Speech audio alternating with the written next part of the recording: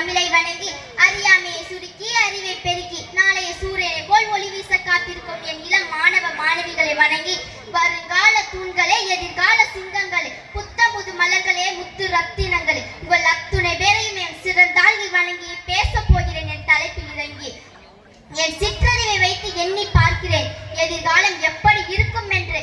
அப்படி ஒரு பயம் என்னை ஆட்கொள்கிறது.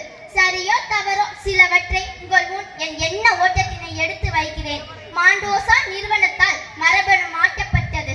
காய்கறிகள் மட்டுமல்ல, தனித்துவமான மனிதன் எங்கே வாழ்ந்தாலும் அவனுடைய மரபணுவை சிதைக்கிறது. ஒருமை கண் தான் கற்ற கல்வி ஒருவருக்கு எளிமையும் ஏமா படைத்து. இவர் வாய்க்கு வந்த வார்த்தைகளை எழுதி வைத்துவிட்டு செல்லவில்லை என் புலவன். எத்தனை அறிவியல் இருந்தாலும் எடுத்து வாருங்கள், அதை என் தமிழ் இலக்கியம் கூடு போட்டுவிடும். பாரம்பரியம் என்பது முன்னோர்களின் பாதையில் தவறாமல் இருப்பது. ஆனால் இன்றைய தலைமுறை இளைஞர்கள் பாதை வேறுபாக இருக்கிறது.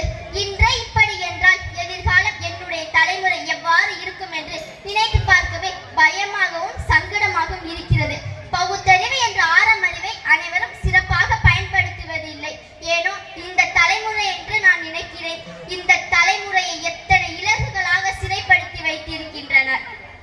எதிர்கால இளைஞனின் கனவு இவ்வாறு இருந்துவிடக் கூடாது என உண்மையாகவும் உறுதியாகவும் என் உரையில் எடுத்து வைக்கிறேன். எதிர்கால இளைஞனின் கனவு எவ்வாறெல்லாம் இருக்க வேண்டும் தெரியுமா? அன்பானவர்களாகவும் அறம் சார்ந்தவர்களாகவும் இயற்கையை சீட்டாத எதிரிகள் இல்லாத நோய்கள் ஏவியவன் ஒருவன் இருக்க, ஆனால் அனைத்து உயிரினங்களும் அழிவை